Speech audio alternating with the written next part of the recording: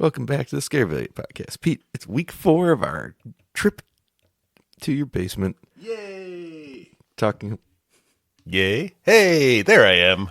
Guess where I was? Muted. about Asian movies. That's right. What Asian movie have you prepared for me today, here in this foreign basement I am in? You mean Thailand? Oh, Thailand. Land of the new posters I put up. Look, there's Venom over there. He's taking on Wolverine and Nightcrawler. What? There's a new Bills one over there. That Bills one's been there for months. That's a new one. And then, Wolverine's over in that wall. Let's see. Oh, look at the Nightmaster is down on the bottom there. I meant to ask you about these posters.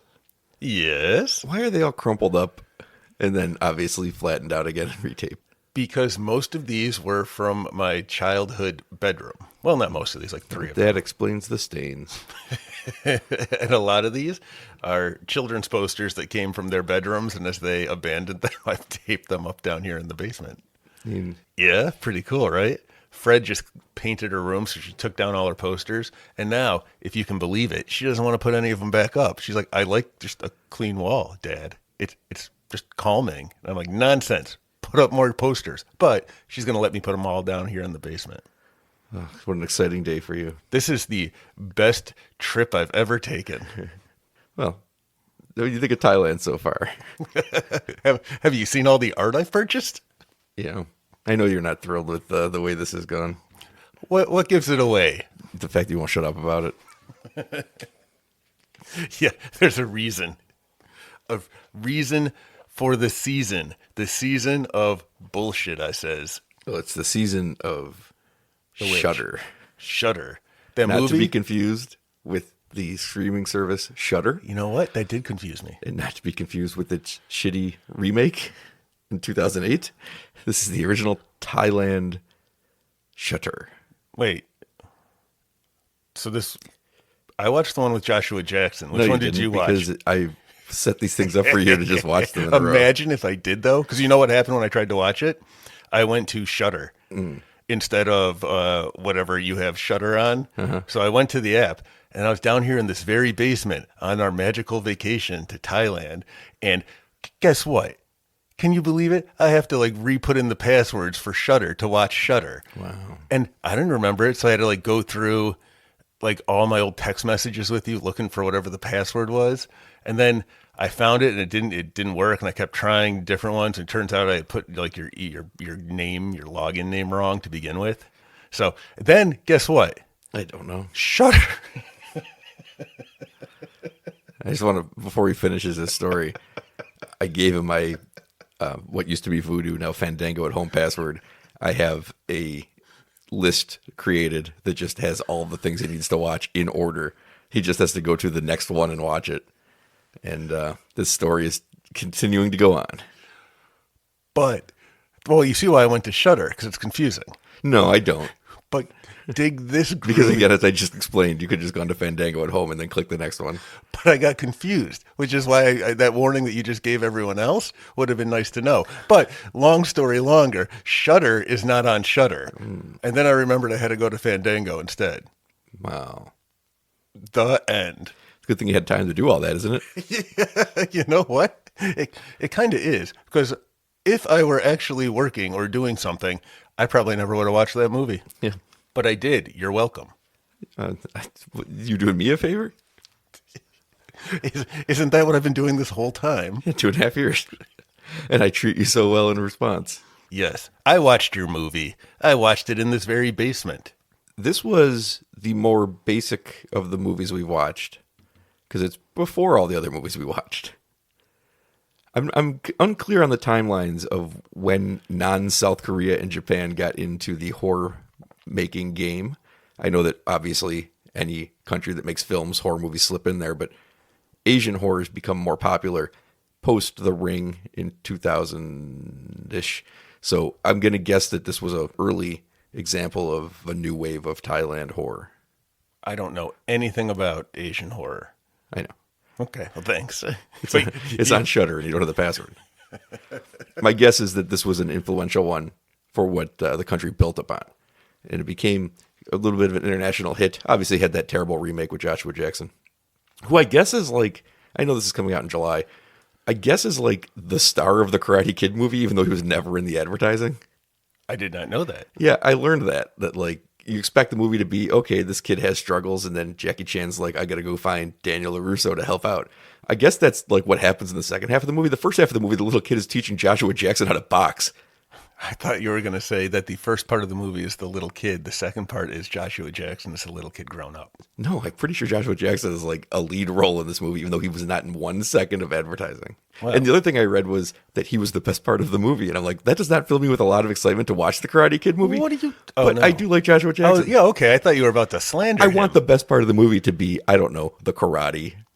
Since when was that ever the thing about any of it? Cobra Kai, I wasn't there for the karate fights. There was some pretty great karate in there. Yeah, but that's not what I'm there for. I was there for the drama and the story. You still haven't finished it, I don't think, even though you've had all this time on your hands. Well, the last season, they introduce a couple people as opponents that can like are real world class fighters, and there's some fucking incredible action going on. I'm not an action guy, Brian. I know. I'm not a man of action. I've heard that about you. I'm there for the relationships, the feelings. You get that too. Like I said, that third last episode is like the best episode of the show. I left the episode off, and I just wanted to go like run through a wall and be so excited. So this movie, yeah, give me, because I watched this a while ago now. Yeah, and I do so much down here, hanging posters, for instance, that I don't remember anything about it. What's in those yellow jars over there? I was trying to think of something normal, but it's pee. That's it. Don't shame me. You've never peed in a jar? When Kitty was in her training and I was upstairs. Have I ever peed in a jar?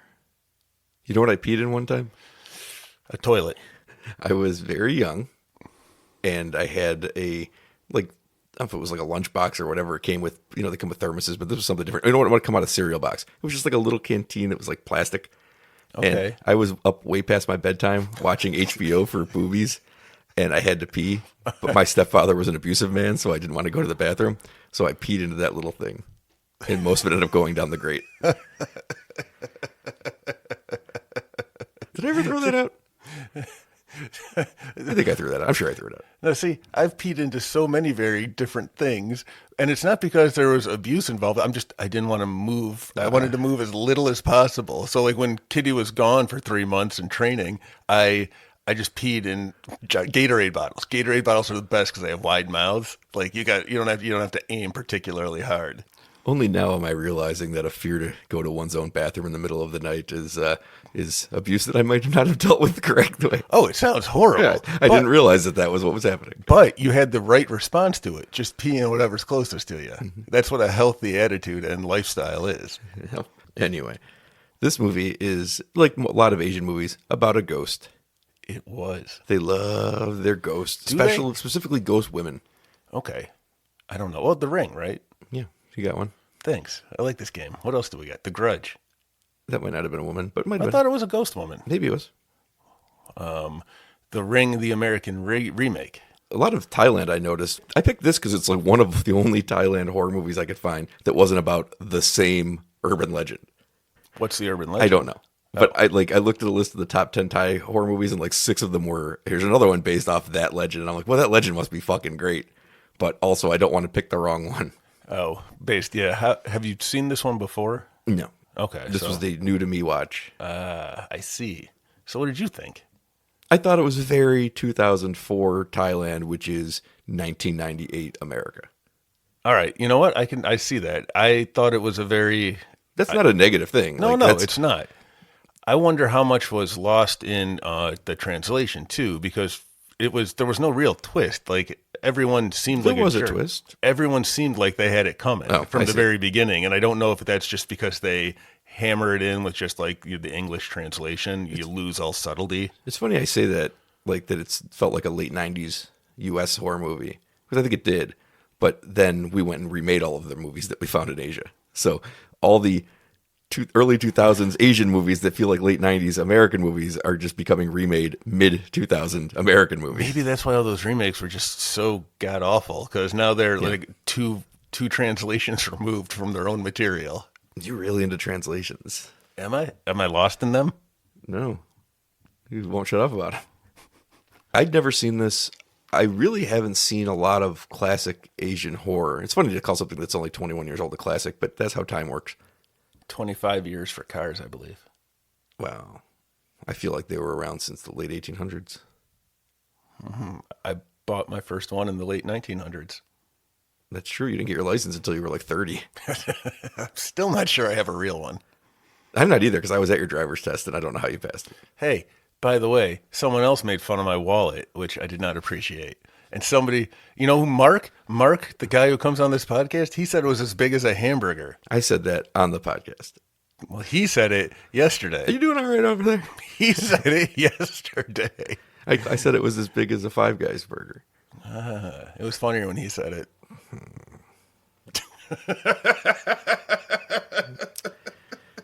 Oh, it's going to cost you. I don't know how yet, but it's going to cost you. Cost me what? I'm formulating a plan for possibly the last episode of August that will get this back on you. Look where we are. Look, how can there be anything left to take? I'll find something. Yeah, I've never seen a lot of these Asian horror movies from the early 2000s, late 90s, which is when the boom really happened in Asian horror. I saw a movie called Door from Japan that was really good. It was like a home invasion movie, but it was much more psychological than that. And it was like, oh, I didn't realize you could make a good home invasion movie. Because I've just seen so many bad ones. I mean, I've seen good ones like You're Next, but that's taking the idea and just making it like a fun romp. I know I'm going to get yelled at, but what was Your Next? Barbara Crampton was in it. She was the hot mom. And she died first. Oh, yeah. And then they had sex in the bed with his dead mom. Yeah, fuck me on top of your dead mother. You never want to do anything fun. She said to him. He said, I don't think that's a valid criticism. I got to watch that again. It's a great one. This movie Door from Japan was really good. It was a movie that I guess we couldn't get here for a while, but it had some acclaim, and then it popped up a couple years ago, maybe a year and a half ago. And I was like, holy shit, that was really good. It was like a specific psychopath trying to get into this lonely wife's home, and it was fucking really good. So I recommend that one too. But Thailand, Indonesia, Taiwan, they all got in the act, I feel like, after The Ring. This is not factually correct. This is what I feel like. Well, it's like how zombies went away for a long time. 28 Days Later came and there were zombie movies everywhere. I feel like The Ring in Asia was a giant... There was obviously horror movies before. There were zombie movies in the interim between 85 and 2002 also. But this was the catalyst for the boom of interest in the genre. And of course, as every country inevitably figures out, these movies make money. This was a hit. These movies become hits in their countries. That's true, because you hear about the Asian, I know words today.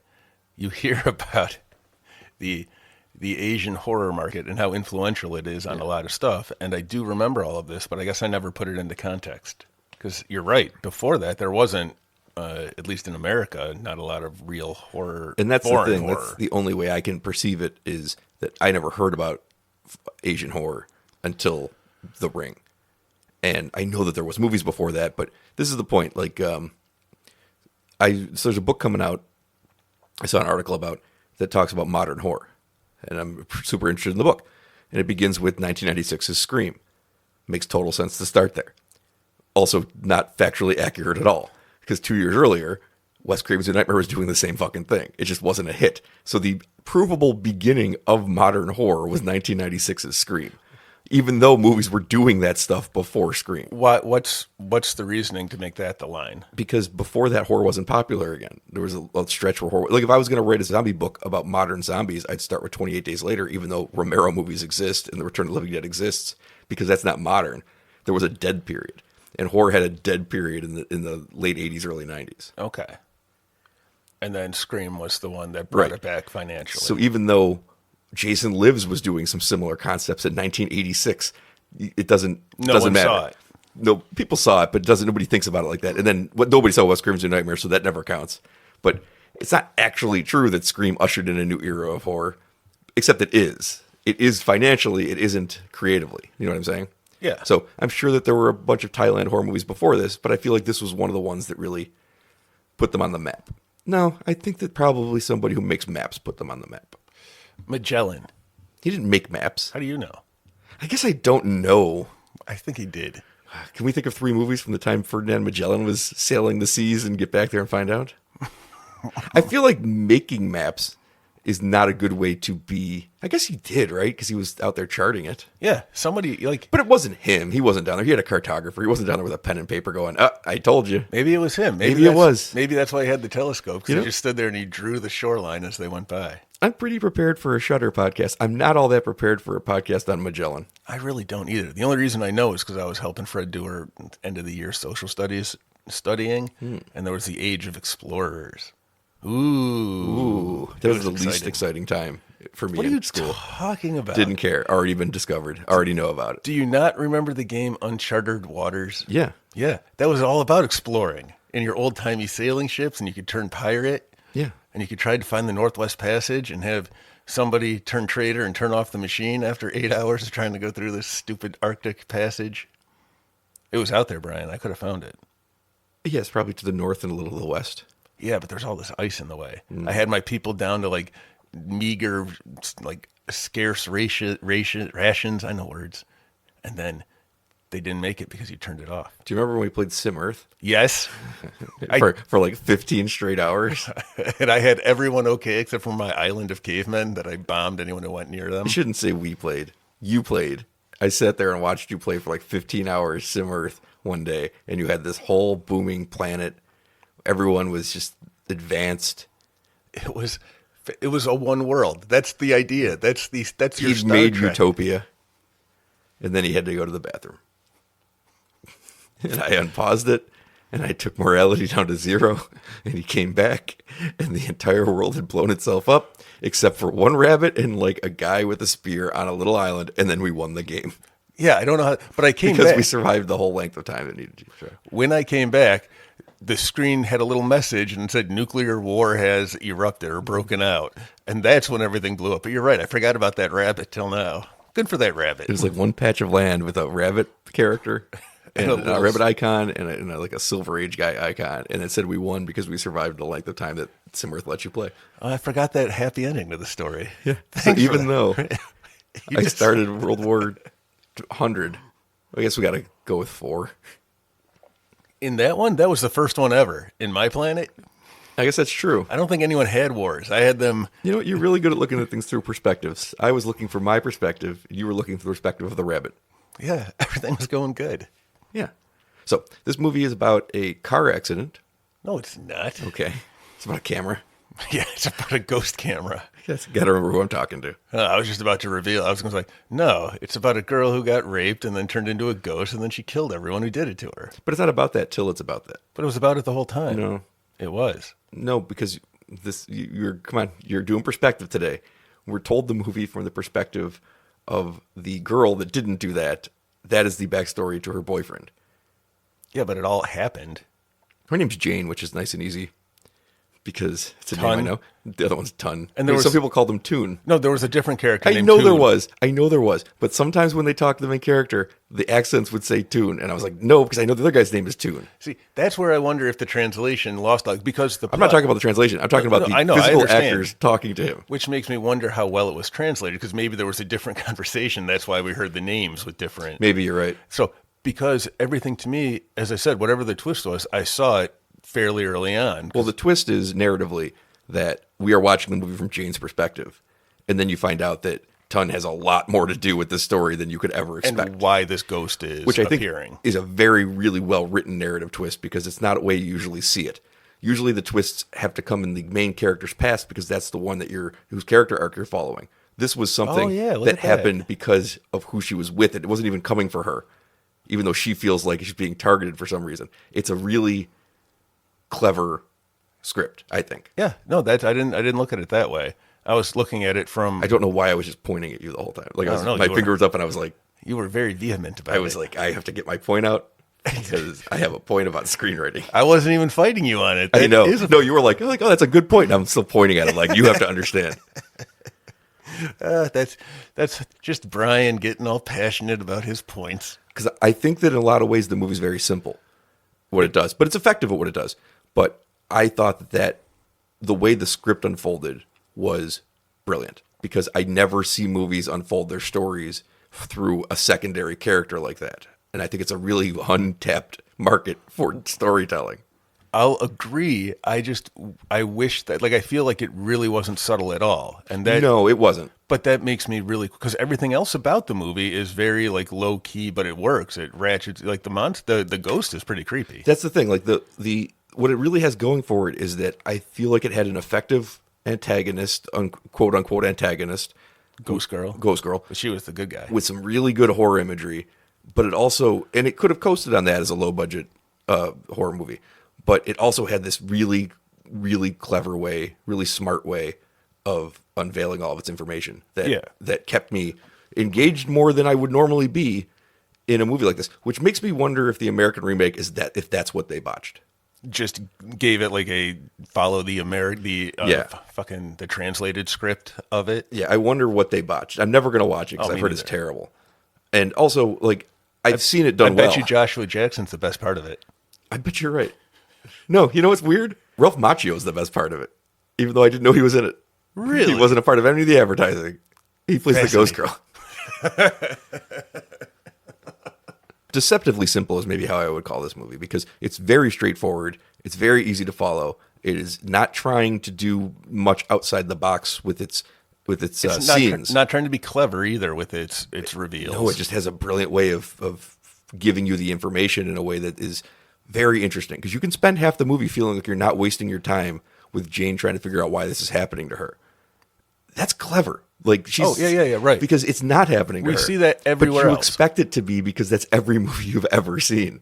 And I don't know, I've never really heard anybody talk about this movie, but I think that has to be the takeaway from it, is how imaginative it is to be like, I'm trapped in a ghost story. Why is this happening to me? And then halfway through you find out it isn't happening to you. That's really interesting. But yeah, and you're also given an out, which you assume when you find out that she had killed herself and her mother hasn't buried her or cremated her, just kept the body. I like that too, because it's, we talked before when we watched Satan's Slaves about how what I enjoy about these foreign movies so much, especially Asian movies, which, I can watch a European movie. Their customs for death and religion aren't that different than the ones I understand, but they are different in Asian countries. So this idea that we're gonna bury this body and then this curse is gonna go away, maybe completely understandable to you. I never thought that was going to work, because that's not something that would work. But I enjoyed that the characters thought it would.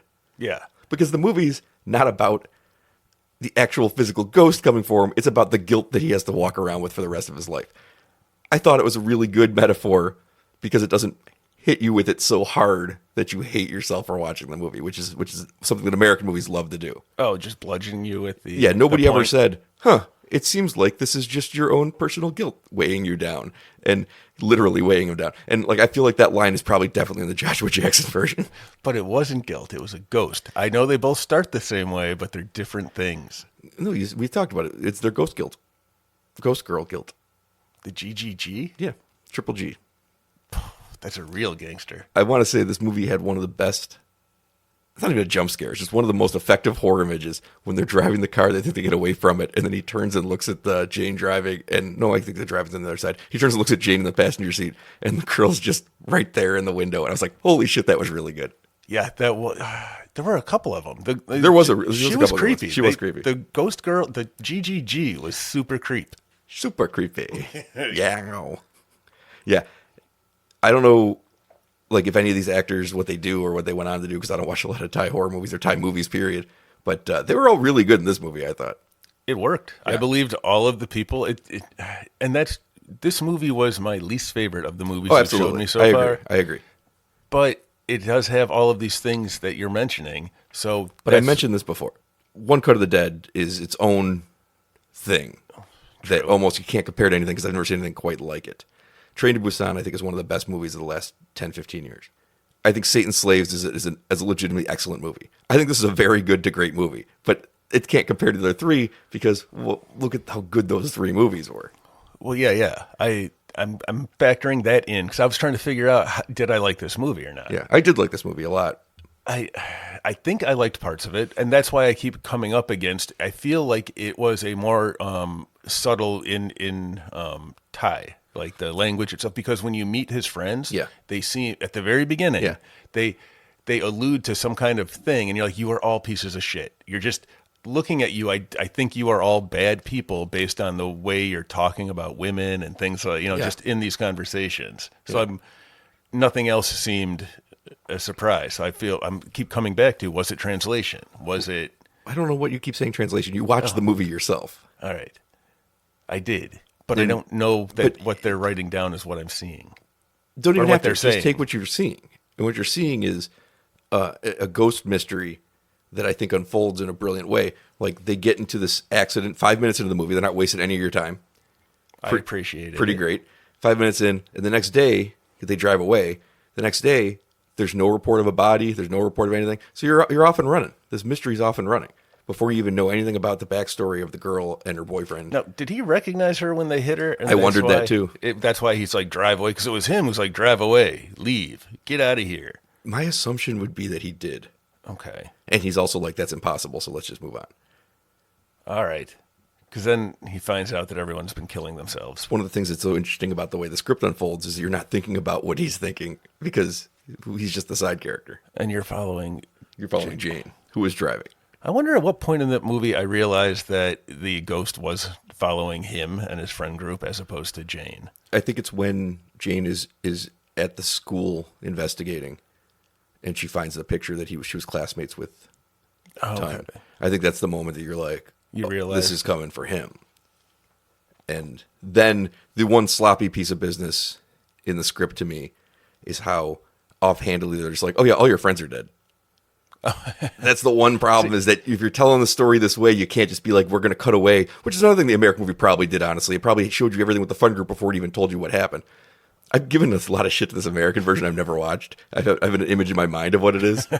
But keep talking it up. We might have to watch it. Like, two of his friends die throughout the course of the movie. One's just like offhandedly mentioned, like, oh, he died last night. And then later he finds out another one died, and then we see a third one die. And it's like, okay, I get what's happening here, but you can't make it part of the story because you're telling a different story. But it's kind of unfortunate because as clever as I think the script is, there's no better way, I guess, to be like, oh yeah, no, your friend from like a scene ago, he's dead now. I wonder if it was delivered differently. You've watched them deliver it. Whether or not you understand exactly the words they're saying, you can see how it was delivered. No, I can't, because I don't even know. You can hear how it was delivered. I don't even know if those are the actual lines. They might have just written. They might all be alive somewhere. Yeah, is that what you're trying to tell me? Yeah, well, yes, because it's you see him die off screen. All you needed to take from it is that the person is dead. You figured that out, and you also saw the scene where they. Listen to. I'm saying that maybe whoever translated it decided to just throw it out there, but maybe there was a whole different conversation. When? Right there. When would this have happened? For the whole time. I don't know what else they talked about it before that, but perhaps it was an entirely different conversation. They're like, no, we're just going to wrap up. We don't need to be so wordy. I don't know who translated it, is my point. You're an infuriating person sometimes. Well, did this happen in a deleted scene? Did this happen? Was this a... What did you give me in Lost Highway? Was there a subcontractor? There was a subcontractor. I can't believe you make me watch this David Lynch, who is the greatest director ever, who has such vision, and he makes this universe, and you bring me into it, and you get me excited, and then you're like, no, you're an idiot. That's dumb. I can't believe that you spent weeks arguing with me what we see on screen, only to then have your thing be, well, it happened off screen. That's nonsense. In that instance, it was the truth. Bill Pullman is now driving around that dark universe in his car, changing faces. He's a shifter. Importantly, Ton is a photographer. That's right. Which is the tip immediately that this movie's about him, even though the movie doesn't become about him for a while. Yeah, it does. The movie's basically called fucking Cameraman. And I'm sitting there going like, he's a side character. This is what I think is so clever about it. I never put that together either. It's so interesting. This movie is, I can't tell 100% if this was purely intentional way to twist the narrative, or if the person that wrote it was just like not actively trying to defy conventions, but just didn't understand them. We've talked before about how not knowing the rules helps sometimes. And a little of it's a little too sloppy for me to think this was intentional. So maybe it was just a happy accident of, I didn't know you were supposed to focus on this character. Okay. I'm not sure. I don't want to take the credit away because I think it's brilliant either way, the way that the story unfolds. But I don't know. I would love to know how much of it was, you'll never know because whoever wrote it would be like, no, that's what I meant. But I would love to know how much of it was just found in the aftermath of writing it and being like, yeah, you're kind of changing perspectives here. You're losing some of the plot points, but it works like remarkably well. Yeah, I'm trying to figure out if I disagree with you. I don't think that I'd love to see the first draft is what I mean. I don't know. I think it might be intentional. I feel it was intentional. It might have been, but again, we're seeing the polished version after the story had been made it all the way to screen. I'm curious what the original intention was. Because it's a strange way to do things that people still don't use, even though I think it's very interesting. What if they did use it in the Joshua Jackson Shudder? Maybe we have to watch this movie. I don't want to, but now I have zero interest. I do too, but you know what? I'm just going to read a synopsis of it one day. I can tell you what the beginning of that synopsis said, because I was trying to find a Shudder to see if there's any Nicolas Cage connections, but there's not. But anyway, it took me to the Joshua Jackson one. That's how I found out it was there. And the first line is, "A man moves to Japan with his wife," and that's what I know about that movie. They put it in the wrong country. It's in Japan, and he moves there with his wife. I think to be a photographer. I'm going to guess that's true, but then I'm already telling you they didn't do it right because they're in the wrong country. No, because he's not the main character of this story. It's Joshua Jackson. It's so much more interesting this way. He's always the main character. I guess that's true. Apparently, even in Karate Kid Legends, when he's not even in the marketing. I think that's the wrong way to do it, and I'm sure it's him. And then you probably meet all his friends, and his friends, you see their fates, and it's probably like 1,000 times worse. That's the being lost in translation you're talking about. That's Scarlett Johansson. That's true. In her underoos. Was she? I never saw that movie. I did with Ken Barnes in the Dipson Theater. Oh, you hated it. I did not care for that movie. Bill Murray? It just did not work for me. I've seen 5 seconds of that movie ever, and I laughed at it. I don't even remember what it's about. That's how little. He's an actor. Yeah, and he's over there making quick money doing Japanese commercials. And the only clip I ever saw was him getting direction of the commercial. And the director talks for a long time, and he's like, he says you're doing great. He's like, you sure that's all he said? It seems like he talked for a long time about that. And I was like, ha ha ha, Bill Murray. Before I realized you weren't trying to be funny anymore. That's exactly what I'm saying about this movie Shudder in the translation. I don't think you're right, is my point. Yeah, but the possibility exists. I don't believe that we have the correct. You're putting your hand to your forehead as if you're in intense mental pain. I am now, because it just is like, I feel like you watch these movies looking for any way to argue about them, and any loophole you could be like, you don't know that didn't happen. But I'm not. And I want to like the movie. I genuinely do. And you explaining it to me, I'm like, this does sound really good. But these are the problems I'm having, like, I guess, rationalizing, because I didn't enjoy it all that much. And I think I know why. And I think that reason is I didn't get a good translator. We'll have to, when we do Taiwan next week, we'll have to get someone who speaks Taiwanese to come and just tell you everything they actually said in the movie. Why did this come up in week 4? This could have been true in every movie we watched. What? That you weren't getting the words correctly that were being said. Well, this one, because the other ones I really liked, so I knew that the words were correct. Oh my God! But this time, I wanted to like it, and I didn't really. So Jane should have checked on the girl when they hit her. But I want to say something about that accident. That girl's in the middle of the road, and out of nowhere on a dark night. Like, I'm sorry. Yes, you should have gotten out and checked. You should have called somebody. You should have gotten out and checked. That's the mistake you made. Hitting her. Sorry, you can't just be standing in the middle of the road. I realized it was a ghost and she wasn't really there. But you can't just be standing there in the middle of the road and then say the driver's at fault. And he was the one who was distracting her in the first place. Because I don't think she was drinking either. No, she wasn't. She was the sober ride. So she should have just been like, so he had to have known who it was. What'd that other car stop for then? Because when they were about to flee, it looked like they were going to go back to the body and check the sign. Yeah, but they hit this. But then when they're looking back at the body, you see another car pulling up and stopping. Because they hit the sign. No. Yes, because they're looking at a car accident that hit a sign. They're looking at the body. They stopped. No, they didn't. They stopped before they hit the sign. Our main characters hit the sign. That's what I'm saying. They hit the sign. They saw an accident ahead of them where a car has hit the sign. That's why they stopped. It's a lot of these. I don't know which one is which now. The car that pulls up and stops is not looking at a body. They're looking at a car accident in front of them that hit a sign. No. Yes. They're looking at a body. They're not looking at a body. They're looking at You're inferring against something. You're saying I can't trust the words being said, but you're imprinting scenes that didn't exist. All right. You know what? That's true. Oh my God, I won one. Yeah, that's it for this week. Good night, everybody. See you in Taiwan. No, that's fair. They could have been looking at that car that crashed. That makes sense. And then they're like, why did that car just peel off and drive away all fast? And I would guess because they're drunk. That would be a good guess. One time near this lovely Thailand establishment that we're in, your Thailand home, your Thai home, the 2 roundabouts that are on the road here, when they first put them in, somebody clearly drunk in the middle of the night just drove straight into the first one. Nice. That happens a lot. And then they just got out, abandoned the car. They couldn't get it back out. And I was like, that is so funny. I saw somebody make a left onto it, which is damn near impossible, but they managed to do it. Yeah. The people are dumb. Oh, shit. What was it? We were talking about ghost hitchhikers. What?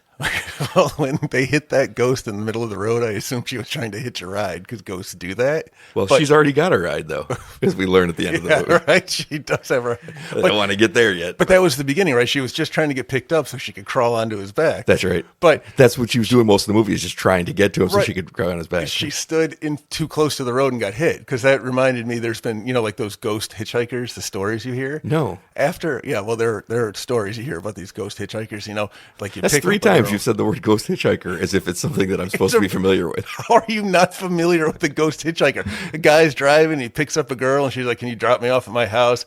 And he's like, "Sure." It's a few miles up the road, and he drives her, and then at one point he looks over, and there's nothing but her sweater on the car, like in the car seat next to her. So then the next day, he goes back to the house to drop it off and knocks on the door, and an old lady answers, and "Your daughter left us. My daughter died 20 years ago." How many of your beliefs are just campfire stories? That's not a campfire That is 100% a campfire story. No, that's something that really happened. Oh, yeah? You knew a guy? And in Japan, after the tidal wave, there was a section where, all the flooding happened. And Is this the Fukushima one? Yeah. Taxi companies would be getting calls for rides, and the rides would be to addresses of the houses that were no longer in existence, and the passenger would not be there, but the drivers would still drive to the house to make sure that the ghost could get there. And in New Orleans, there's one section that is so many calls come in from ghosts to the cab companies. Don't look at me like this is real. That they don't send cabs to a certain area because too many of the passengers are ghosts, and they don't pay. So they don't just send it. So if you're a human and you want to get a ride in a certain section of New Orleans at night, you can't do it because they think you're a ghost. Pete, I've known you for almost 31 years. Do you believe in ghosts? Well, obviously. How did I not know that for 31 years? How did I give you that much credit? Here's the problem.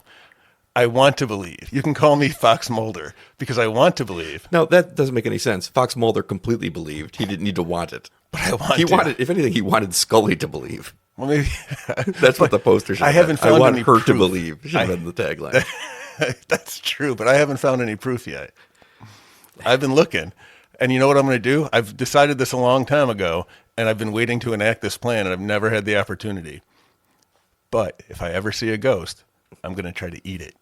I think you've told me this before. So you know that I believe in at least the possibility of ghosts. No, I thought you were joking. No, I'm dead serious. I'm going to eat that fucker. I'm going to be like Pac-Man. And then I'll be like the first person to know what a ghost tastes like. Well, I don't believe in ghosts, and after this conversation, I believe a little less in you two.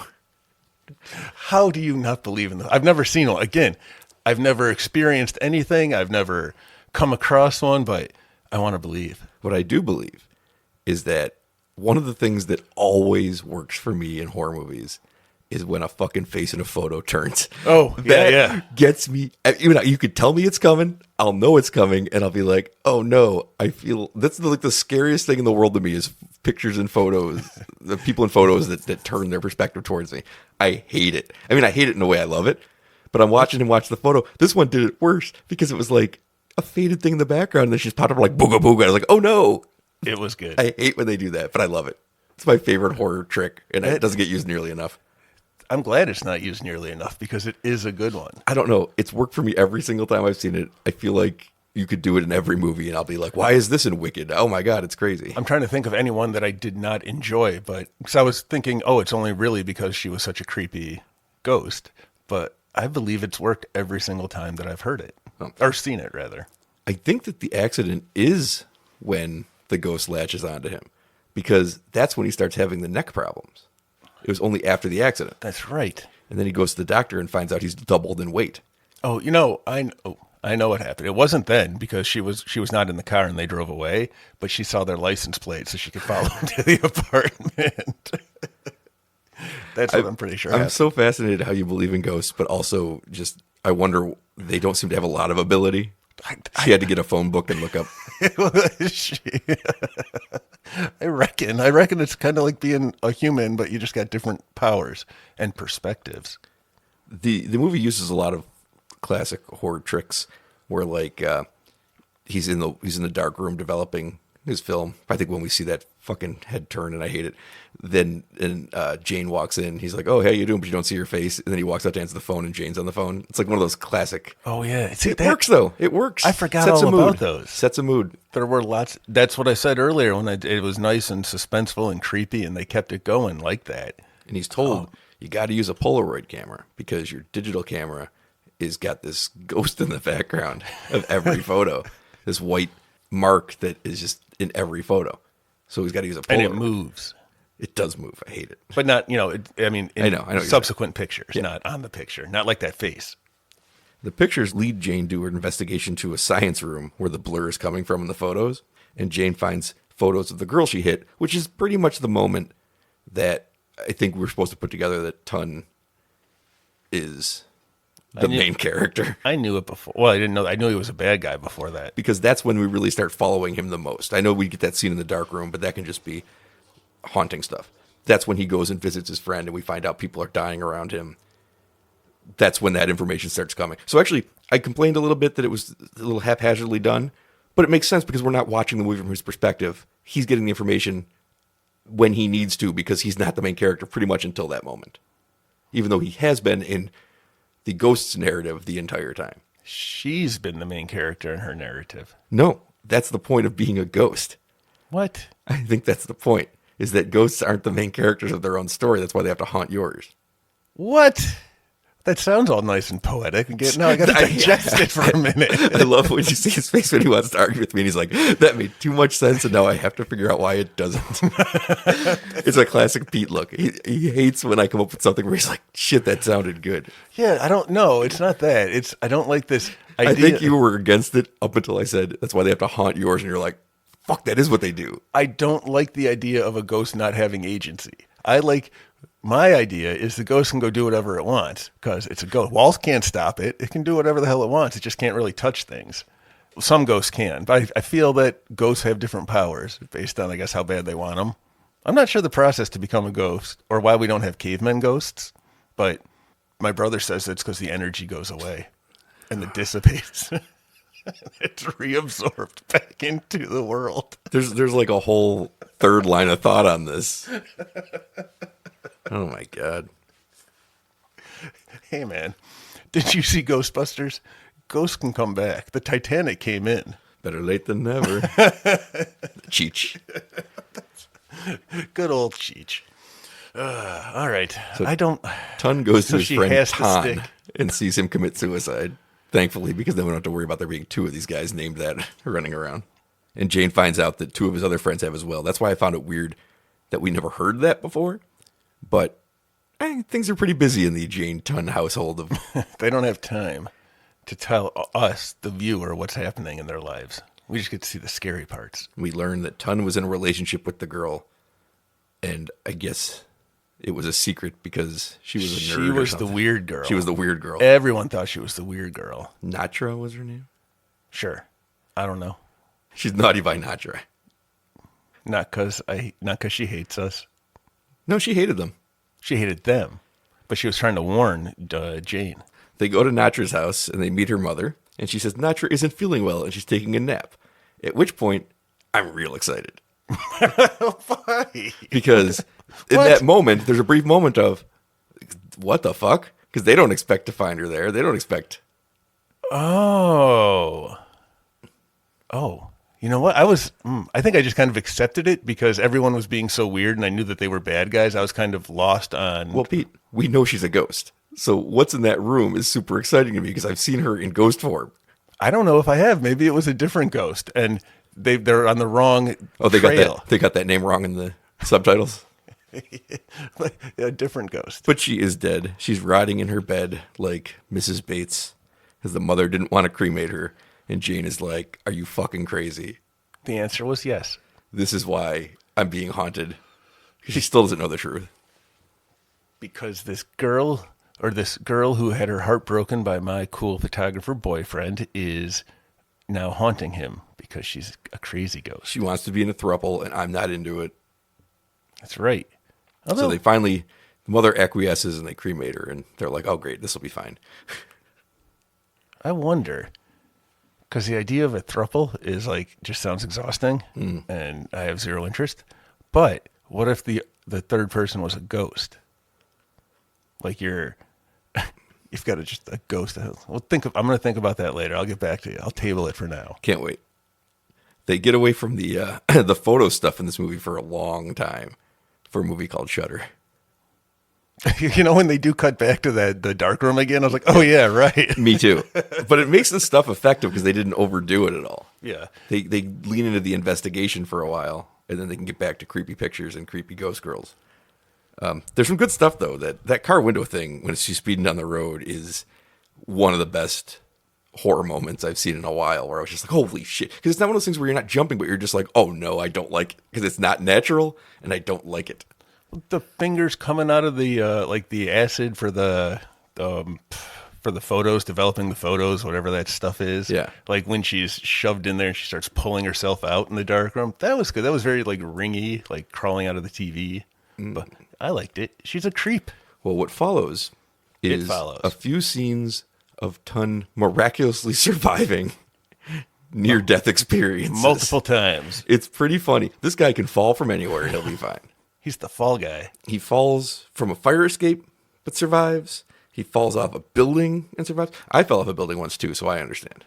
Her chasing him down that fire escape was cool. It was very cool. She's upside down, just crawling down there, smiling at him. I'm like, oh, I don't like that either. That's why, I mean, this movie had some really good, simple ghost stuff to it that they built a really fun story around that they told in an interesting way. Remember when I fell off a building, Pete? I do. That was the school. Yeah. Fell off the top of the school. They greased that pole up so that no one could climb it anymore. Why were we climbing to the roof of the school? Especially when I'm afraid of heights? Don't know. We could. There was a drain pipe or a gas pipe, and it was like a cartoon. Up. There was a drain pipe near the where the two walls meet, the corner of outside corner, so you could kind of shimmy up there. And for some reason, we thought that's a good idea. Of course it was. And I fell off the top of the school. Well, I don't know why you thought that was the best way to get down. I got down. I remember you hanging there going, whoa. I was hanging off the top of the school, and then I fell flat on my behind. You survived. Did I? How do you know I'm not a ghost? You've doubled in weight. Quick, call a cab. Let's see if they pick you up. Oh, I got to read on this license plate real quick. I really don't like that idea that they're stuck to the person that haunted them. That's an idea just in this movie. I don't like it. I don't think that was the point. These movies always assume that laying the body to rest is going to end things. I love it. It's my favorite trick because it's not going to work every time. I don't think anybody's bought this in 25 years. So I love like we're in the ring. I'll take the American ring because everyone's seen it. Where she's like, it's like, oh, I put the body to rest. We're okay now. And the sun is out. And every time it happens, I just love it because I'm like, you guys are fucked. Now you've taken your eye off the ball. Has it ever worked? No, but in any movie ever, because it has to be a thing for a reason. Like it's subverting the expectation. So what was the expectation? You're right. It does have to have happened at least once. A famous time. At least once. I don't know what it could be. That's what I was just thinking. Was like, is there a classic thing where, because that literally is the sunrise, and then you're okay. Right. You lay it to rest too. If you can kill it, you're. Maybe, but and then it works. I love watching how the actors play it every time because it's such a phony scene that I love. It's a good scene to put their relief. Yes. How far are they going to go with it? With like, am I going to get a big sigh? Am I going to get the finally able to sleep? I love all of the little tricks where it's like, you guys are fucked beyond belief. I love it. You know what? Scream 3. That has the happy ending where everything is just perfect. It does. And then you're like, well, I guess that subverted the expectation. Is it more surprising to you that there are going to be 7 Scream movies or that there are 7 Jurassic Park movies? Oh, man. One costs far less to make and always makes a bunch of money. The other costs a ton to make and always makes a bunch of money. I guess it's not surprising there's 7 of either. But which one's more surprising? I would say Jurassic Park because it seems like the big blockbuster franchise kind of movie. Yeah. But it's a brand that is so popular. But then Scream. Maybe I'm just surprised that a 7th one came out this quickly after the 6th one for Jurassic Park. With Scream. Because Scream has runs. Scream can come out every year. Scream came out in 96, came out in 97, came out 2000. You're already 3 deep, you're 4 years in. Whereas Jurassic Park takes years to make. But I think what surprises me is that the last one, 2022's, was bad. And we already got a new one in theaters in 2025. It was kind of stunning to me. They had to erase the stink. Or maybe Michael Crichton gets the rights back. How would he get the rights back if they make another one? Well, Also, Michael Crichton's dead. Well, I mean, ghost rights. Oh, I see. Because he's a ghost writer. Oh, no. That's it, everybody. We're leaving. We can't because I have Nick Cage news and a credit check. We're not even done with the movie yet. Credit check. There was a guy in it. Of the two you'd pick, that'd be the worst one to pick because we're not even done with the movie yet. I am. You can give me your Nick Cage news if you want. I can't. What do I get? Well, he was in Bangkok Dangerous, made by those 2 Thai directors. That was my Cage quiz. No shit. What else could it possibly be? Because I know what you do. You go to Bing and you say, you don't even use Google because you're a classless son of a bitch. You go to Bing and you go, Nick Cage, Thailand. Yeah. And then you tell me the headline of what you read. Well, yeah. All right. Well, that was my Cage quiz because I feel like we're getting lost in all of the Cage stuff. I feel like I'm trying to mix them all together, but there are 3 distinct categories. There are 3 things that I impart. One, they're not distinct. They are the first 2 are the least distinct they could be. No, they are very clearly different. The first one is I have the Nick news. Yes. That is stuff that is happening with Nick Cage. No. Yes. That is not what it is. It is stuff that you just learned. Sometimes it's news from the 70s. It's just stuff that's new to you. Sometimes. But usually it's just news. These are distinct. Updates. Go ahead. Give me the next one so you can tell me the next one how distinct it is. It's a knick-knack fact. This is a little tidbit, a smackerel, a morsel of like interesting little things that Nicolas Cage does. Yeah, Pete, you've told me before I have Nick news. Nick Cage owned a gold Cadillac. Did he? You told me that once, or something like whatever color car it was. He had a car like that, and it's like that seems like it's not a Nick news as much as it's a knick-knack fact. No, that was news. No, it wasn't. It's a knick-knack fact. It seems like the kind of car he would drive, though. I bet he believes in ghosts. Oh, I bet you he does. But anyway, then that's the knick-knack fact. And my last one, what is that? Cage quiz. It's a Cage quiz hotshot, which is I make up a little quiz. Now, there's a 4th thing that's not a category, but it's stuff my mom sent me via text. I can always go into that to see what she reported. It's not a category. It's just something I go to when I don't have anything prepared because there's always something good in there. But, for example, that would have been a Cage quiz. Now I will give you a Nick news. He's got that surfer movie coming out, I guess, sometime soon. Yeah, it came and went already in theaters. Okay, so that happened. That was some Nick news. And then a knick-knack fact. Did you know that who was that lady in that movie with him where Bridget Fonda. Peggy Sue got married? Kathleen Turner. That's what you refer to as that movie he was in? Yeah, that one. But she did not like him in that movie? Yeah, we've been over this. Oh, yeah? Did you know he used that voice all the time. Did you know that she said that he stole a chihuahua? No, I didn't. Well, yeah. She said that he saw a dog he liked and put it in his pocket. I've started just reading Twitter while you're talking. No, seriously. So, that's a knick-knack fact. He once stole a chihuahua. Wow. Anyway, let's get back to the movie. I'm waiting. Okay. I'm letting you take in all of that. You see the difference now in all the Nick Cage categories? I'd like to see one movie where... How did you know he was in Bangkok Dangerous?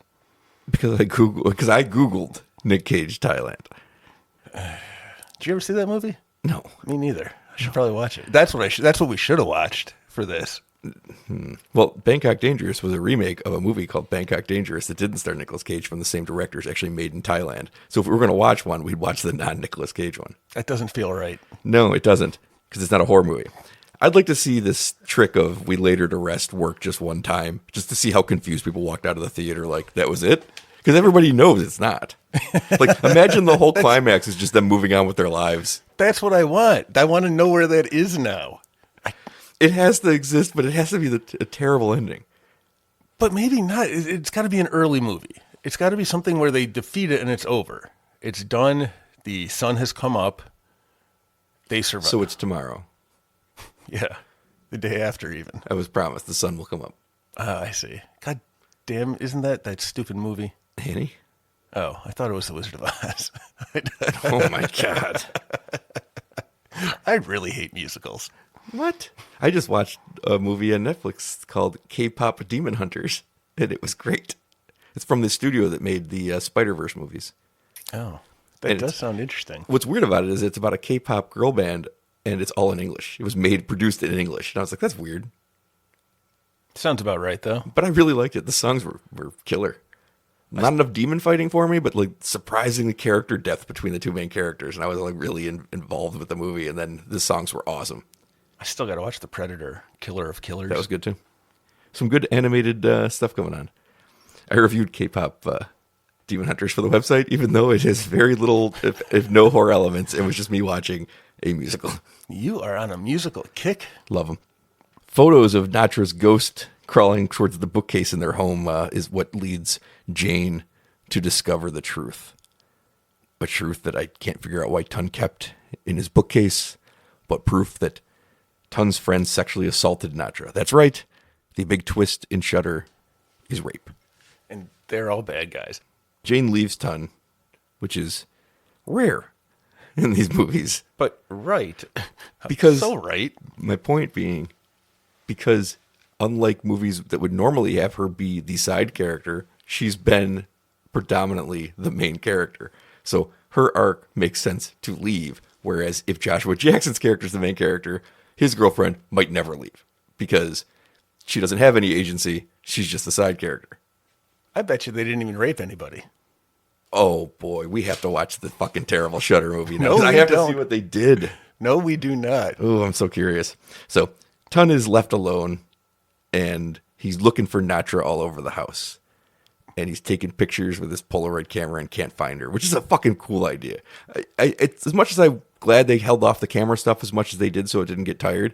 It's a pretty cool idea just to be snapping around thinking any of these could be like the fucking ghost staring at me. It's going to be great. Yeah. But they got a better idea because he throws the camera angrily. It takes one last snapshot, and we see him, and riding on his shoulders is the ghost girl. It's fucking cool. It was. But he falls out a window, Pete, and survives a third time. Of course he does. If you have a seizure disorder, this movie perhaps is not for you. Or epilepsy, because there are lots of flashing lights. There's that whole scene in the darkness where he's just using the flash, or she is, to try to see her way through. Barry Allen or Jay Garrett? I guess Barry Allen, because that's the only one I know. Wally West, I know him too. He's the WW, but not Wonder Woman. Who's the MM? Because like Wonder Woman upside down. Marshall Mathers. I bet he's literally Eminem. I know. I bet you he's been in a comic. Oh, I'm sure he has. Well, Jane visits him in the hospital. Don't know that that's the right choice, but because the story has passed back to her at the end, because it is her story, we have to see to get the ending of the reflection in the window of Natra still sitting on his shoulders as he's in the hospital, never to be free of her. But hopefully, Jane went and visited, which I guess is nice of her, but don't do that. Do you think she's at any point said, she's not your girlfriend, I am? Ooh. I can't tell because I didn't read the translation correctly. They probably didn't put it in there. They probably did. Those puns were all lost. That's what was lost, is all the Natra puns. I bet you they were. That's not your man. Yep, exactly. So you're on board with me. You know that you can't necessarily know unless you learn how to speak Thai, then you never will be 100% sure what's happening. Well, that makes sense. Yes, I understand your point. I just think that you think somehow there's like a whole B story that we never get because you didn't read it, but you think it's there anyway. That's a dangerous, slippery slope. First off, I'm glad you agree that they cut out all the puns and they didn't show them because that probably was in there. And second off, I just want to point out, you think that's in there because in Thai they have a word, nature, that means nature. That would have to be for them to make those puns. Yeah. Okay. Just be clear. It stands to reason. What else could it be? What else could it be indeed, Brian? But yeah, so you understand. They did cut the puns out, and that makes it a little less funny. Because let me tell you. Yes, this gang rape movie wasn't as funny as I had expected it to be. No, that's because it's such a heavy subject. That's why they had the puns in there to try to like lighten the mood. But, you know. I bet that fucking American movie just opens with the gang rape. I don't think it does. But if it has it, I bet it opens with it so that we know that it's a vengeance story the whole time. Like, how bad did this movie get? Oh, I'm going to look it up. We're going to have a special ending to this because I want to read the Wikipedia page for this fucking movie. Wikipedia is tough on getting you the actual information. No, but I should be able to glean, like, the order of things that happened. I see. I'm curious now, too. Yahoo curious. Ben Shaw and his new wife, Jane. Well, they left that. He couldn't be Tun Shaw? No. What's his name? Ben. Ben. They had the same beats. Ben, Tun. I gotcha. I feel like this is going to be really bad. Remember Tim and Jim? Yep. I do remember. That's The Office. They leave New York for Tokyo, Japan, where Ben has a job as a photographer. Nailed it. While traveling, Jane accidentally hits a girl in the middle of the wilderness. The wilderness of Tokyo. Later, they start to find mysterious lights in their photos. Ben begins to complain of severe shoulder pain, and his friends begin to comment he's looking bent and hunched over. So the friends are more of an active part of this, I can already tell you. Though the doctor he goes to can find no cause. This is written really poorly. Though the doctor he goes to can find no cause. Okay, you don't have to. All right, Jane. No Austen. cause. All right, Jane Austen. Let's just get to some facts here. Ben's assistant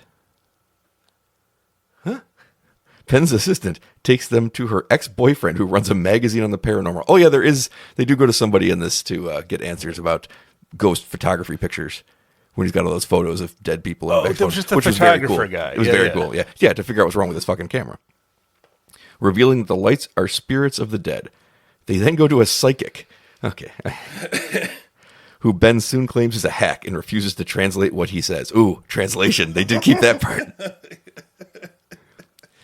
Noticing light has gathered beneath a window of an office building in a photo, Jane goes... I'm going to read the sentence as it says. I know that Wikipedia is an open source. Jane goes office the light is and takes photos. Keep going. Makes sense. No translation problem at all. No. She encounters the girl's spirit, learns her name is Megumi Tanaka, and that Ben knew her. This is the same movie, but worse. When Jane confronts Ben, he admits that he and Megumi were once in a relationship, but when her father died, she became very obsessive and clingy. He eventually dumped her with help from his two friends, Adam and Bruno. Jane is upset with Ben and decides they need to find Megumi. So, I'll give it this. Since they moved to Japan and his two friends are American, at least their deaths could be literally unknown to them for a while. They go to Megumi's house and find her decayed body. She has committed suicide with potassium cyanide. Elsewhere, Ben's friends Adam and Bruno are killed by Megumi. I told you they were going to see it. We don't talk about Bruno. Adam's eye is torn out while shooting pictures, and he dies from shock. Bruno kills himself by jumping from his apartment. Finally, Ben is attacked by the ghost of Megumi, who attempts to choke him. After nearly throwing Jane through a nearby window, Megumi stops, leaving Ben alive. After Megumi's funeral, Ben and Jane return to New York. Jane finds some recent photos showing Megumi walking into their closet. So they're taking some of these things. Inside, she finds a locked box containing a video taken by Ben of Adam and Bruno raping Megumi. They did do it. Ben reveals she wouldn't leave him, so they drugged her, and he allowed his friends to rape her to get her to leave him alone, which is what drove her to suicide. So he's more active in this one. He's a bigger jerk. Joshua Jackson. Ben didn't want to translate what the psychic said earlier because it was the truth. Disgusted by Ben's past actions and realizing that Megumi was trying to warn her, Jane leaves him. Angered, Ben begins photographing the apartment, looking for Megumi, so they just took this. After throwing the camera across the room, it takes a picture of him showing Megumi sitting on his shoulders. The movie pans back to the hospital where a nurse is weighing Ben, showing 275 pounds, the weight of two people. Now that he's back in the U.S., it's the weight of one person. In an effort to rid himself of her, he electrocutes himself. He's rendered completely catatonic and sent to a mental institution. The last scene is a reflection of the glass from the door, with Megumi still latched to his back. So they basically just stole the whole thing, I guess. But I guess they didn't make as many bad changes as I expected, but they didn't do anything notable either. Did you think, like I thought, when he did go back to the apartment after Jane broke up with him and he starts taking pictures, that he was looking for her to say, "All right, I'll date you again"? No one thought that. I thought it, and I'm not just saying that. I really thought that maybe that's where the movie was going because Well, I speak some Thai. So, well, the translation was bad. As he was snapping the photos, he's like, about a quick blowjob? Can I get a handy? See? That's what he was saying the whole time. All right. So they do that. So that would have been important because that would have backed up my theory, which isn't really a theory. It's just a thought I had while we were watching it. And that leads back to maybe that's what made me start thinking about a ghost throuple. Ooh. Right. But not two ghosts and one person. What if it was three ghosts? That sounds like a CBS sitcom. I can't wait to watch. I've had ghost thruples before with two ghosts. Two ghosts and one person. Yeah. When Kitty just calls it masturbating. When Ryan Reynolds and Trailer Howard die, that will be what we'll call the show from now on. Two ghosts and one person. And a pizza place. Sometimes, but only in the first 2 seasons. Oh, yeah, they did. How many seasons of that show were there? 4. I want to watch it again. Me too. I have the DVDs, but I don't want to get up and change the discs. I have them too, but I suffer from the same problem. Put them on Hulu. Let me just run through them on Hulu or Netflix or Max or Put them Paramount. on something. I own all of them. I mean pay them a lot of money to rent them and never watch them. I'd watch them. I started watching Jack of All Trades. Put them on Vudu. I'll buy them, and then you can go to Shudder and not find them. There was some confusion happening. Yeah. So that was Shutter. Yep. So the movie ended. Then the credits came up. Mm-hmm. I don't know if you caught it, but they were in English and Thai. Like they gave an English translation to it. Wow. Yeah, it was pretty cool. So I was able to understand it. Well, but can you trust it? Well, I can trust it for some of it. Like at the beginning, there was the big thing in English. They were saying thank you in advance for all anybody's pictures we used because they used real ghost pictures. That's cool. In there. So they thanked everybody in advance because ghost pictures are real. So maybe ghosts are real because they thank the people for their real pictures that they use. You're losing me. I'm going back to the internet. Go ahead. Then what happened next? Then nothing interesting. Then it got to, here's why I know I can trust it. It showed like a special thanks, and there were a bunch of like logos, and one of them, let's see, what is it called? It was called Shark Cool Bites, and it was it's the shape of a shark. Uh-huh. So then I accidentally hit the button somehow, and it said you done or ignore because it wanted me to rate the movie. And I hit ignore, and then it took me back to the title screen. It was like restart movie. And I'm like, no. And I didn't feel like going all the way to watch the credits, like fast forwarding. So I don't know anything else. That's it. All right. I pushed the wrong button. That was the credit check. There might have been something happening at the end, like another jump scare. I don't think there was. Maybe Jane starts hanging out with the ghost. And they go on adventures. Oh, they just be real catty about what a shitty boyfriend he is. Yeah, maybe he's got to walk around all hunched over, like carrying all the bags when they go shopping. And yeah, that's two ghosts and a person. I think we've got a show. That's 2 persons and a ghost. And do you think they'd call it 2 persons and a ghost? 2 persons, a guilt ghost, and a shopping trip. Here's the movie I've got. Here's the elevator pitch. They get stuck in an elevator with the devil. I feel like until you got to the elevator part, the elevator pitch is in an elevator. Before you got to that, when you were just describing it, it sounded like what Sex and the City is. It's like a ghost and they're shopping and they're... Who's the ghost in that one? Miranda. Okay, I've never seen it. Kitty watches it every once in a while. I've never managed to pick up. Wasn't there a bald guy in that? Yeah. And he was. Can't remember his name, but he was in stuff. Kyle MacLachlan was in it too. Oh, that's right. He was one of the misters. Yes. Mr. Big or Mr. Mr. Hair. Big was a different guy. That was Christopher Noth. They brought him back for the first episode of the reboot they made here, the Legacy sequel, and he dies in the first episode because the show ends with them getting married, or at least maybe the movie ends with I think they get married at the end of the show. So why are they bringing it back when she's just going to be a married person? Well, you find that out at the end of the first episode when he dies. And just like that, she's single again. And she's having sex in the city. I haven't seen 1 second of the new show. I've only seen brief moments of the other one when I'm looking for nudity. You know what? That's what I was just about to say. I lied. I did watch that show just hoping there would be nudity, and there's almost never nudity on that show. I had to watch so many things I didn't like to get to some brief moments. The internet, it is the wonderful thing because they cut out all that other stuff for you. Yeah, there's nothing there. That wasn't happening back when I was watching Sex and the City. Although I missed my late night Cinemax movies, Skinemax. Evan Handler, I think, is the name of the bald guy. I believe you. I don't know that I've ever heard that name before. I only know it Sorry, Evan. Also on Californication with David Duchovny, who I like, where he played a sex addict, just like I think he was in real life. Yes, that's my understanding of this chain of events. Yes, that movie was all right. Yeah, the movie was all right. I feel like you need to watch it to get the full thing, like being able to speak the language. Yeah, you do think that. That's what I just said. We're going to go for another week. We're going to let Pete get back to his posters and putting up stuff in his basement. I don't even know what I'm going to have up the next time you're down here. We only got one more week of this Asia trip. You know, I haven't seen sunlight in like 3 weeks, 4 weeks. I don't know how long I've been down here now. I don't know that I'm ready to go back into the world. It's very much, I feel like Fallout, and I've been in my vault. My vault of solitude. By the time you get out of it, will be Fallout. Boy. Side. Autumn. Oh, I got Leaves. it. I do the Leaves. puns here. That's actually the pun that probably was in the movie and they didn't put it in the translation. I like that your idea of the puns in this movie were taking an English word that they don't have and then making puns based off of the English meaning of a word they don't have. But they do have it because it was her name. Oh, we'll see you next week. We're going to be in Taiwan, it looks like. Yep. I just looked around my basement. You're going to be excited. We're going to go to Taiwan. We've heard a lot about Taiwan. I've never seen it. Still going to be true next week. Taiwan what? Taiwan on. Damn it. I knew. I get you. What other answer was there? I don't know why I did that. Next week, we're going to watch The Sadness. Am I going to be sad, Brian? No. No, you're not. Am I going to be happy? No. No, you're not. Am I going to be hungry?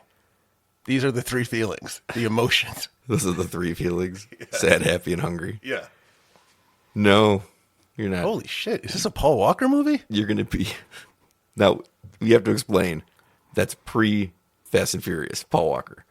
When throughout the 90s and early 2000s, Paul Walker would make Paul Walker movies that were like the epitome of 2.5 star. Did not like it, did not hate it, did not enjoy it, did not enjoy it. Watched it. It was nothing. It was just a film that existed. And Paul Walker was the guy who was just there. I think other people could be good or bad in the movies, but Yeah. it was just a Paul Walker movie, and Paul Walker was Paul Walker. But then like Fast 5 came out and it's like, oh no, he makes awesome movies. I don't know if he ever lost it for me, because the movie, you know what, the movies didn't though, like, because the movies became better. Yeah. I'm sorry, the movies did, but you're right. Those first, For anyone keeping track, yes, we've been having this Paul Walker conversation for so long. It existed pre-Fast and Furious. because it's the most interesting thing. I've never seen it since. Just this movie where there's nothing, no opinion. No, You've like- just seen it. Like he made Joyride, a movie that I've seen a bunch of times. That is my opinion of Joyride. I have seen it one time. That is my opinion. Was Lily Sobieski in that movie? And Steve Zahn. And I like those people. And a killer truck driver. Oh, I thought it was going to be a killer truck like that Goblin. I saw that Green Goblin somewhere recently on the internet. Probably chasing ghosts. I don't know that you can use the words I saw him somewhere and then say on the internet. Well, At least somewhere was the internet. I saw him on the internet. yeah, but he was also somewhere on the internet. But yeah, I did see him in both of those places at the same time, both on the internet and wherever he was in the picture I saw on the internet. Well, I'm curious what you're going to think of The Sadness. I am too. I already don't have the words to describe the emotion, apparently. You're not going to be sad. Okay. You're not going to be happy. No. You're going to be upset. Huh? Maybe. Offended even maybe a little bit in moments. I don't know what that means. Yeah. I know you don't know what words mean. Is that like hungry? Yeah. So I should bring I'm going to make a fluffernutter. Nobody's let you upstairs to make that. I think I have some of the food down here in the basement. Oh, that's disgusting because you haven't been out here in like 3 weeks, 4 weeks. It's over on the other side. There's no refrigerator down here.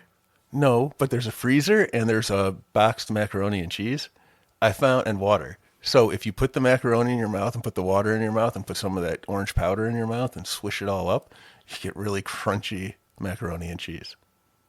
And you can't use too much water because it dilutes the cheese mixture. That's a tough ratio to get. The cheese to the water to the pasta, the dry pasta. You can soak it first to get it wetter because we can't really boil down here, but I can't keep something in my mouth that long to let it like soften up with the water. So I just eat it hard. That's what she said. The end. All right. I'm glad this trip's almost over. You know, I feel like I'm just starting to enjoy this trip. This trip down here to my basement. I wonder what other foreign lands we're going to. I told you we're going to Taiwan. Ooh, Taiwan. See you next week, everyone in Taiwan. Well, we'll see. We'll see. I got to warn you, the sadness is on Shudder. So we'll see if you ever get around to finding it. Maybe we will not see you next week. Oh, we'll see you. I just don't know that you'll see the movie because you're apparently locked out of Shudder. Wait, it's on Shudder, you say? It's also on Fandango at home. I do that on purpose. I have Shudder on the big TV upstairs still, I think. Maybe not. If they made you update the app for some reason. They might have. Yeah, they might have. Fandango keeps doing it when they change themselves to, or Voodoo did it slowly. It's like, remember when it was like half Fandango, half Voodoo? Yeah. And then Voodoo was even smaller, and now I don't even think it's there. Yeah. Maybe they'll pull on HBO Max and put it back. Swerve. Anyway, we'll see you next week in Taiwan. We're going to watch The Sadness, a Scare Value Award winner for Best Gore Effects in 2022. Gore? So, it's going to be possibly not a happy movie. All right. I hope I can watch this. I would describe it as not a happy movie, but it's not like a tearjerker that's out there to be the sadness. You know what I mean? It's not like the sadness isn't yours. It's the sadness of King George. It's a wild one. Wild one. There we go. All right, I'm just going to hit stop because I don't know how to end this anymore because honestly, I fell asleep when you were doing your credit check. Yeah, I apologize for that. I should have just restarted it, but I don't really know how to fast forward the movies so well, so I didn't want to go through it. All right, we'll see you for The Sadness. If you've never seen it, then you're just like Pete. And if you're just like Pete, you believe in ghosts and you are dead to me. Ironically, no longer believe in you. See you next week.